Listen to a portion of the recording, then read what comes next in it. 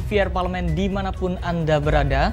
Berjumpa lagi dalam program TVR 09 bersama saya Alfat Rizky dan juga rekan saya. Dan tentunya bersama saya Elisa Purba. Pemirsa, seperti biasa dalam 30 menit ke depan kami akan menyajikan kepada Anda sejumlah berita nasional. Khususnya dari sudut pandang DPR RI sebagai referensi Anda untuk memahami dinamika politik, hukum, ekonomi, sosial, dan budaya di Indonesia. Pemirsa TVR Parlemen, inilah TVR 09 selengkapnya.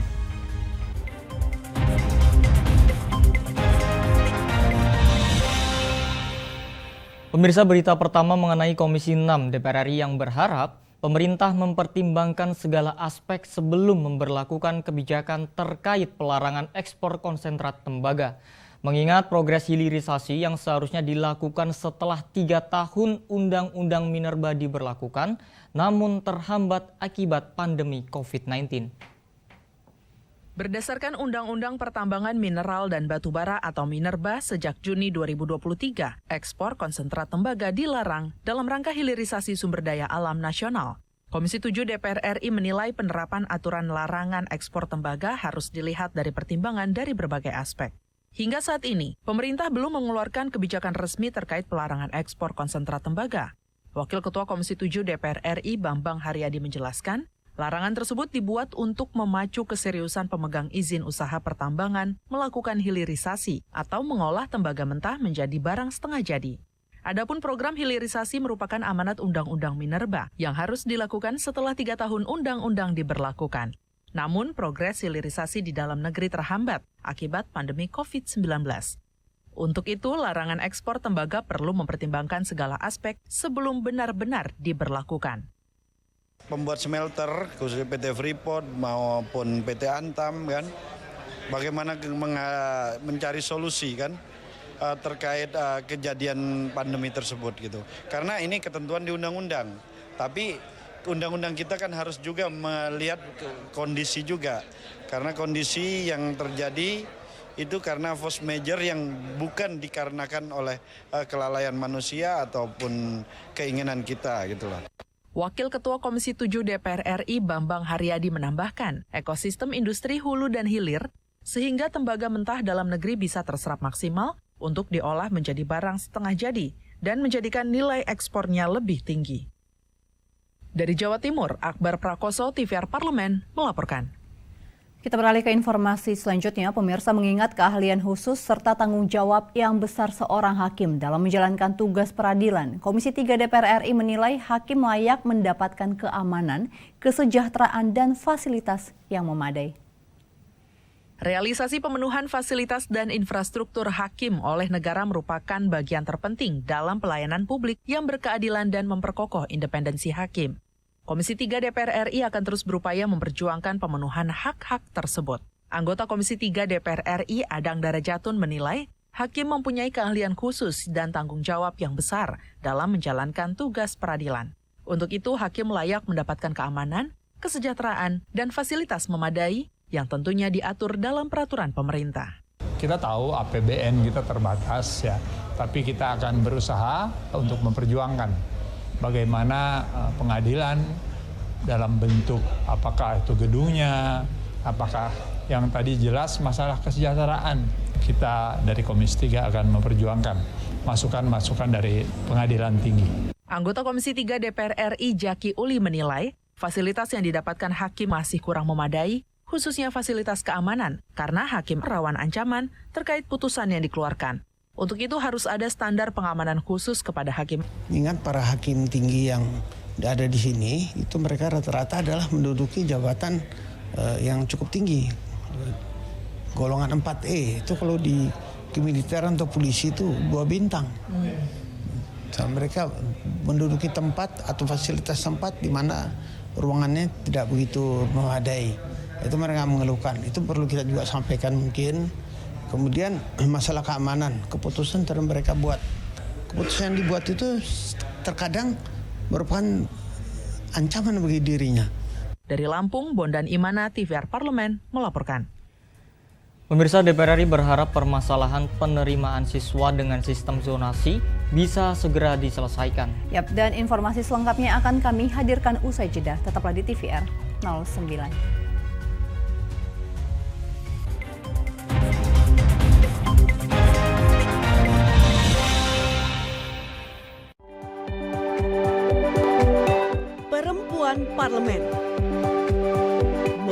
sisi kehidupan pribadi anggota DPR RI.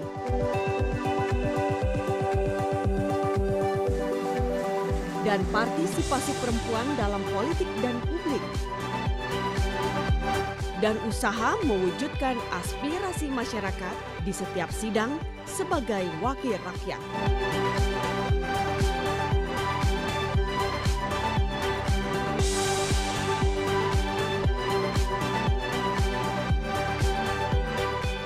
Keseharian dalam keluarga.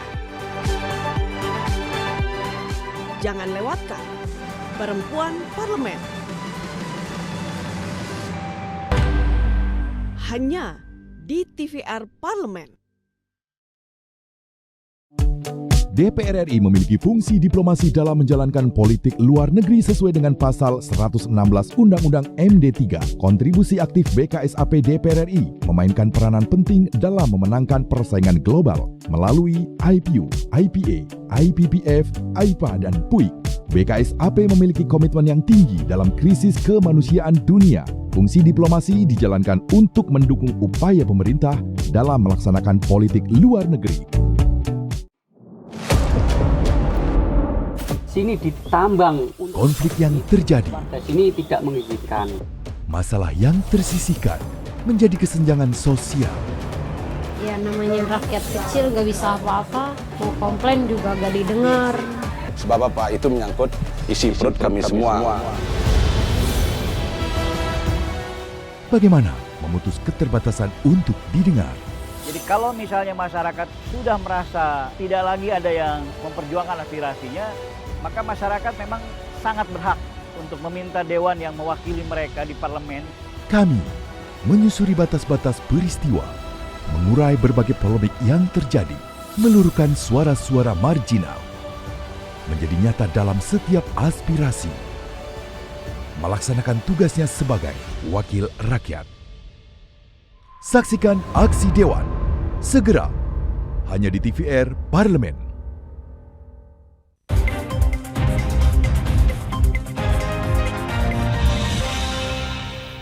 Anda kembali bersama kami di TVR 09. Pemirsa, Komisi 10 DPR RI berharap adanya evaluasi secara total terkait sistem zonasi yang dinilai menyulitkan. Komisi 10 DPR RI meminta agar permasalahan penerimaan siswa dengan sistem zonasi bisa segera diselesaikan, terutama di daerah yang masih memiliki sekolah yang terbatas di setiap jenjang pendidikannya. Dalam kunjungan kerja ke Boyolali, Wakil Ketua Komisi 10 DPR RI, Agustina Wilujeng Pramestuti, menyoroti terkait sistem zonasi yang dinilai menyulitkan. Ia mendorong agar sistem zonasi ini dievaluasi secara total. Selain itu, Agustina juga menilai masih ada perbedaan perlakuan pemerintah terhadap sekolah negeri dan swasta, padahal keduanya sama-sama masuk dalam amanat anggaran APBN 20% untuk pendidikan. Zonasi.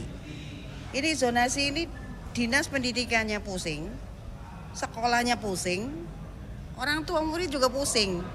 Dan minta untuk dicabut, tapi kok nggak dicabut-cabut sama menteri ini. Atau paling tidak permennya itu yang soal zonasi itu disetip aja lah.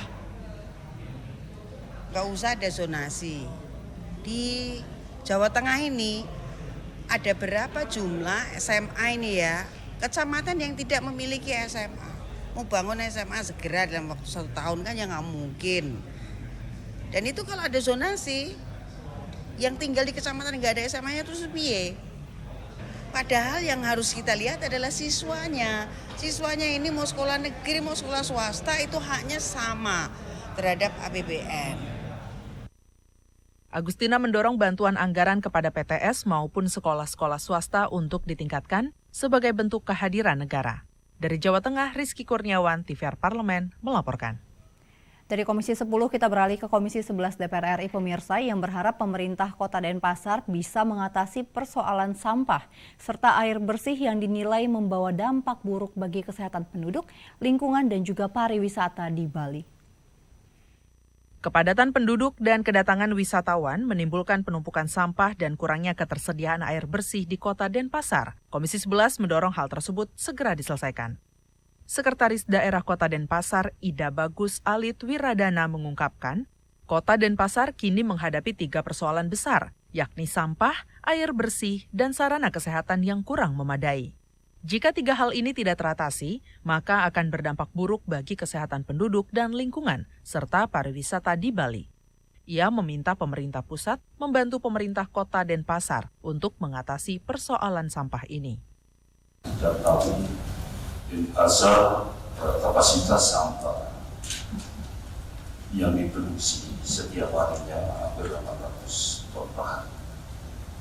Kemudian juga permasalahan air minum dan juga masalah kesehatan.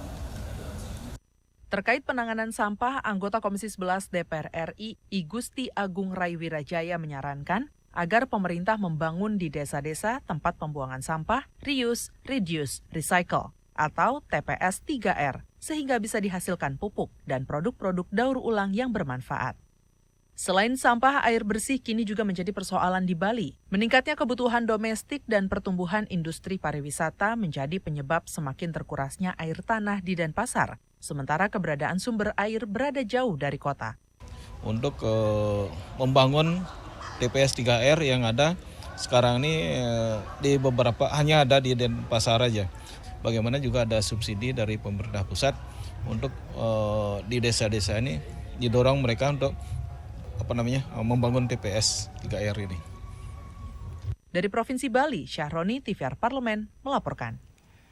Pemirsa, Komisi 9 DPR RI mengapresiasi kerja keras tenaga kesehatan di Rumah Sakit Mitra Masyarakat yang membantu upaya pemerintah dalam memberikan pelayanan kesehatan 7 suku serta masyarakat umum di Papua Tengah.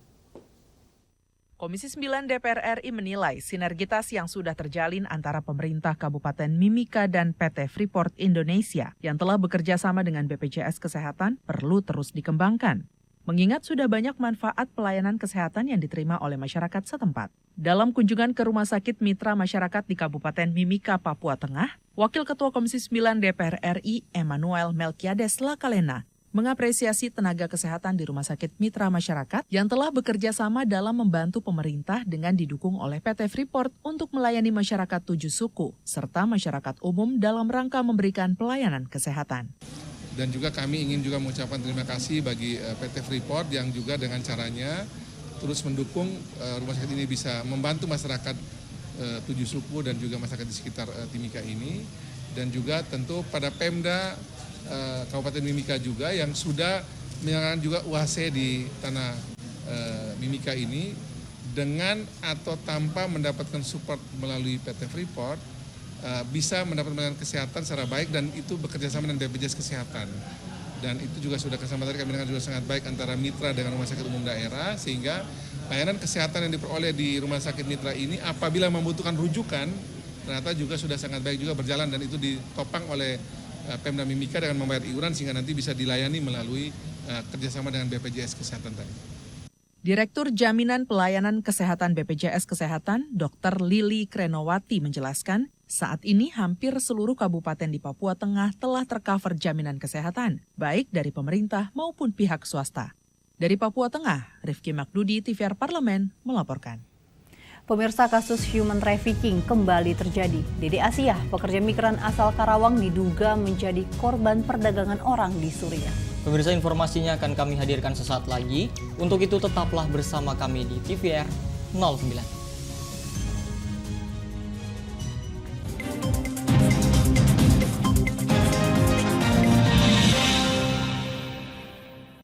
Utang-utang dulu saya. Mereka yang tidak cukup paham teredukasi bagaimana menyuarakan aspirasi demi memperoleh jawaban. Sini ditambang untuk seperti itu, warga sini tidak mengizinkan. Sebab apa? Itu menyangkut isi perut kami semua. Hadir menelisik mulai dari hulu ke hilir. Mengapa? Nah, kalau kita telusuri kenapa banjir ini hampir setiap terjadi. Hingga menemukan apa yang belum terkuak secara nyata. Kan kabeh niku sedulur, Pak. Nek kula ngrencangi mriki, mesti mriki gelo, nek kula ngrencangi mriki sing mriki gelo. Nggih kedah adil wae, Pak, tengah-tengah. Menghadirkan peran anggota DPR RI demi mendapatkan solusi. Saksikan Suara Dapil, Senin sampai Jumat pukul 10 waktu Indonesia Barat, hanya di TVR Parlemen.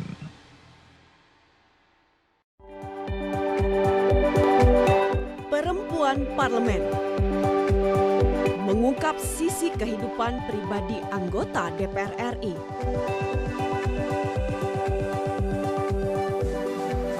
Dan partisipasi perempuan dalam politik dan publik. Dan usaha mewujudkan aspirasi masyarakat di setiap sidang sebagai wakil rakyat.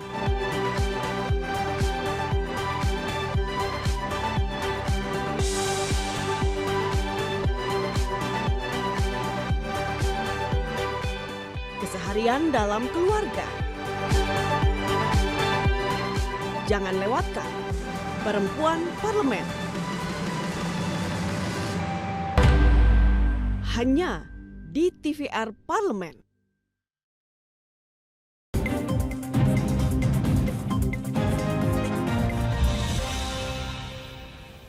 Anda kembali bersama kami pemirsa di TVR 09. Pemirsa, Menteri Koordinator Bidang Politik, Hukum, dan Keamanan Menko Polhukam Mahfud MD menyatakan akan membongkar jaringan tindak pidana perdagangan orang atau TPPO dalam waktu dekat. Pemirsa, TPPO ini dinilai merupakan tindak pidana yang sangat keji bagi kemanusiaan. Pemerintah diharapkan dapat mengambil tindakan tegas untuk memberantas sindikat dalam TPPO. Dan DPR RI juga menilai minimnya akses informasi mengenai prosedur kerja di luar negeri secara legal menjadi penyebab tingginya kasus human trafficking. DPR berharap pemerintah bisa menggencarkan sosialisasi mengenai prosedur bekerja di luar negeri yang legal kepada masyarakat. Untuk mengetahui informasi selengkapnya, mari kita simak laporan mendalam yang telah dihimpun oleh tim redaksi TVR Parlemen dalam segmen editorial Parlemen berikut ini.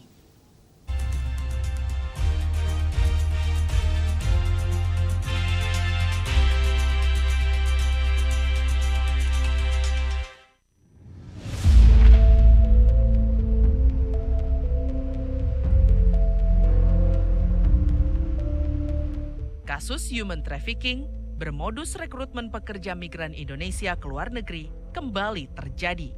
Viral di media sosial, PMI non-prosedural asal Karawang, Dede Aisyah, mengaku dijual perusahaan penyalur tenaga kerja sebesar 12.000 US dollar atau sekitar 180 juta rupiah ke Suriah. Melalui videonya, Dede meminta bantuan untuk bisa pulang kembali ke tanah air. Menko Polhukam Mahfud MD mengungkapkan sindikat perdagangan orang terkoordinasi dengan baik. Bahkan ia mensinyalir sindikat dan jaringan tersebut melibatkan oknum pemerintah, oknum aparat, hingga pihak swasta. Pengiriman pekerja migran ilegal non-prosedural ditenggarai tidak hanya melalui pintu belakang, tapi juga pintu depan alias jalur resmi. Komisi 9 DPR RI menyayangkan kejadian TPPO dan penyaluran PMI non-prosedural terus saja berulang. Anggota Komisi 9 Neti Prasetyani berpandangan mencegah dan memberantas TPPO adalah sebuah kerja besar yang butuh keterlibatan banyak pihak. Untuk itu, koordinasi lintas sektor termasuk koordinasi pemerintah, pusat, dan daerah menjadi kunci utama. Ya, saya pikir ini bukan hanya tanggung jawab BP2MI sendiri ya, meskipun leading sektor untuk urusan pelindungan dalam konteks penjemputan, pemulangan ya, itu harus dilakukan oleh BP2MI. Tapi ketika kita bicara seorang warga sudah meninggalkan tanah air, bekerja di negara tetangga, itu sekian belas kementerian lembaga terlibat, pihak yang memiliki sumber daya paling lengkap kan, mulai dari kebijakan, regulasi, SDM, anggaran, termasuk aparat penegak hukum itu kan ada di bawah koordinasi pemerintah. Ya, masa iya kita punya Polri, punya BIN, ya, punya sejumlah aparat, nggak bisa membongkar. Gitu. Apalagi kalau kita bicara tentang jargonnya BP2MI, sikat sindikat, sikat mafia. Nah, mudah-mudahan itu bukan hanya jargon, tapi betul-betul dibongkar. Siapa sih ya otak di belakang ini, atau siapa sih orang yang kemudian membackingi? Anggota Komisi 9 DPR RI lainnya, Rahmat Handoyo, menambahkan minimnya akses informasi mengenai prosedur kerja di luar negeri secara legal menyebabkan kasus human trafficking berkedok rekrutmen kerja luar negeri terus terjadi. Untuk itu, ia meminta pemerintah agar mensosialisasikan prosedur bekerja di luar negeri yang legal pada masyarakat secara masif. Ya, memang ini kita juga selalu sampaikan kepada Ibu Menteri ya, Tenaga Kerja, kemudian BP2MI untuk masif mensosialisasikan apa-apa prasyarat dan prosedur hak dan tanggung jawabnya dari migran ketika nanti bekerja di luar negeri ya. Sehingga ini selalu kita sampaikan, apa bahayanya, apa resikonya ketika tidak prosedural. Dan apa bahayanya ketika prosedural pun harus ada hak dan kewajibannya. Pekerja di perusahaan di mana, kemudian siapa yang bertanggung jawab. Nah ini saya kira harus jelas. Menurut anggota Komisi 3 DPR RI Supriyansa, lemahnya penegakan hukum menyebabkan kasus perdagangan manusia di Indonesia marak terjadi. Ia meminta pemerintah mengimplementasikan Undang-Undang Nomor 21 Tahun 2007 yang mengatur secara tegas sanksi-sanksi yang akan dijatuhkan pada mafia human trafficking. Saya mencurigai bahwa masih ada orang-orang yang memiliki niat di Republik ini yang harus kita patahkan dari sekarang. Bagaimana cara mematahkannya adalah memberikan sanksi yang setegas-tegasnya. Siapa yang melakukan tindak pidana perdagangan orang di Republik ini, maka jatuhkan tindak pidana yang sanksi yang sebesar-besarnya sehingga dia tidak mengulangi lagi. DPR RI berkomitmen mendukung upaya pemerintah untuk menuntaskan sindikat perdagangan orang. DPR mengingatkan PMI berhak mendapatkan jaminan perlindungan dari ancaman yang membahayakan diri, jiwa, dan atau hartanya. Tim Liputan TVR Parlemen melaporkan.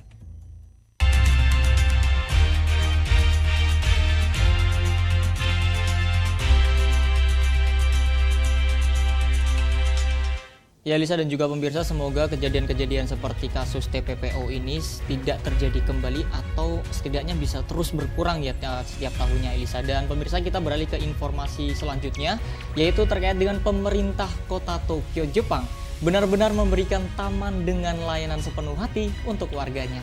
Dan di sini warga Jepang menikmati sekali ya, dan juga tentunya menjaga Taman Yoyogi ini. Taman Yoyogi ini pemirsa adalah sebuah taman cantik dengan pemandangan menarik di segala musim. Nah tentunya pemirsa penasaran apa aja sih yang ada di Taman Yoyogi tersebut. Sesaat lagi pemirsa akan kami ajak Anda untuk menikmati keindahan Taman Yoyogi. Tentunya tetap di TVR 09.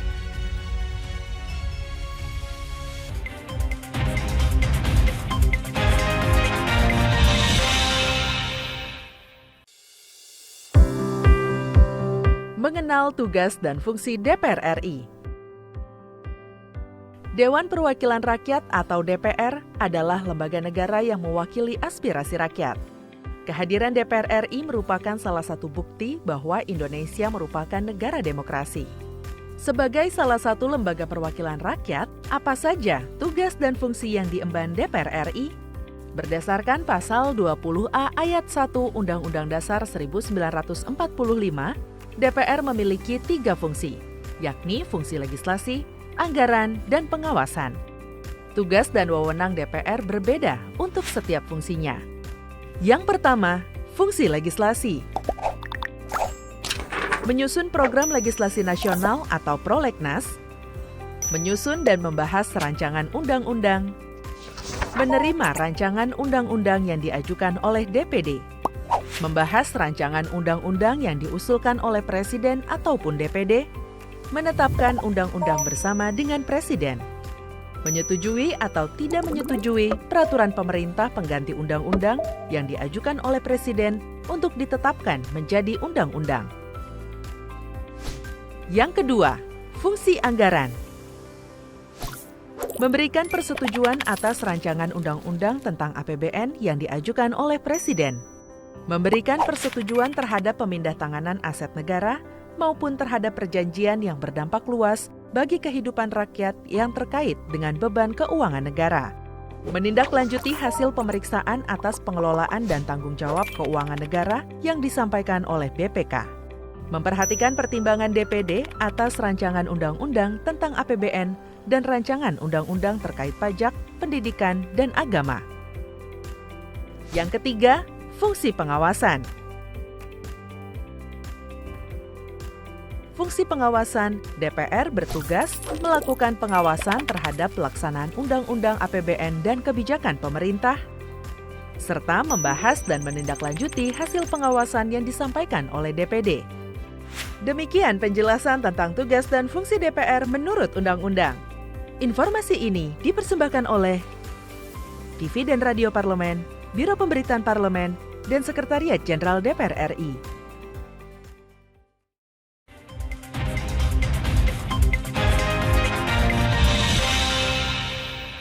Anda masih bersama kami di TVR 09. Ya pemirsa, tadi kami sudah bahas ya terkait dengan salah satu taman yang ada di Jepang, yaitu khususnya di kota Tokyo, yaitu adalah Yoyogi Park atau Taman Yoyogi, merupakan salah satu taman kota terbesar yang ada di kota Tokyo nih, Elisa. Nah, tadi udah disampaikan juga bahwa Taman Yoyogi ini memiliki luas yang sangat, 54 hektar, Alfat. Kalau kita misalnya jalan-jalan di sana seharian tentunya bisa puas ya melihat keindahannya, apalagi tadi disampaikan kalau ini 4 musim yang ada di Tokyo, taman ini selalu menarik, mau dari musim gugur, musim semi, apalagi mungkin musim winter. Kita lihat nanti ya. Iya, apalagi Jepang itu kan terkenal dengan pohon sakuranya. Kira-kira di Taman Yoyogi itu ada nggak sih pohon sakura juga? Menurut kamu ada? Nah, kita intip aja nih dalam segmen Intips, informasi dan tips berikut ini.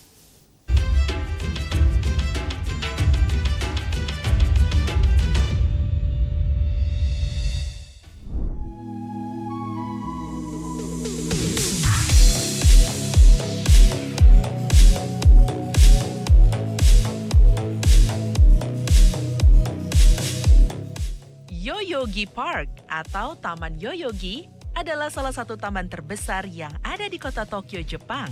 Lokasinya di Yoyogi Kamizono-cho, Shibuya City, Tokyo, Jepang.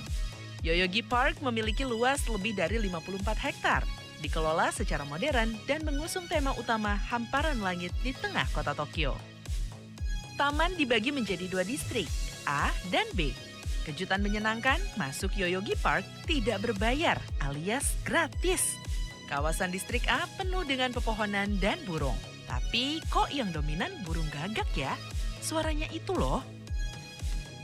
Musim dingin baru saja berakhir beberapa minggu lalu. Suhu di sekitar Tokyo berkisar 5 hingga 7 derajat. Sejumlah pohon daunnya masih berguguran. Suasana tenang, damai membuat warga Tokyo dan wisatawan betah di Yoyogi Park. Pohon yang ditanam di Yoyogi Park berasal dari sejumlah daerah di Jepang. Ada pohon laurel, pohon kapur barus, beech yang ditanam di garis terluar taman. Sementara di bagian tengah ada pohon ginkgo, selkoba, sakura, dan pohon maple. Wah, ada pohon sakura di Yoyogi Park. Di sebelah mana ya? Wah, bener ada bunga sakuranya. Kira-kira bagaimana ya komentar wisatawan menyaksikan mekarnya bunga sakura? Yuk, kita cari tahu. Okay, I'm so excited watching cherry blossoms directly in Japan. And this is my very first time come to Japan and see the cherry blossom blooming because this is autumn right now, if I'm not wrong. And so beautiful, and this is one of my best experience in my life. Tahun pertama saya dapat sakura, takjub sebenarnya karena cantik banget dan hampir semua wilayah di Jepang ada pohon sakuranya. Jadi kalau musim ini kotanya betul-betul kelihatan cantik. Memasuki distrik B Yoyogi Park, pepohonan agak sedikit berkurang. Area ini menjadi tempat berolahraga dan fasilitas untuk sejumlah kegiatan. Warga Tokyo dan sejumlah wisatawan benar-benar menikmati kawasan taman untuk olahraga. Berkunjung di Yoyogi Park sungguh pengalaman yang mengesankan. Pemerintah kota Tokyo, Jepang benar-benar memberikan taman dengan layanan sepenuh hati untuk warganya. Warga Jepang pun menikmati dan menjaga taman mereka, Yoyogi Park.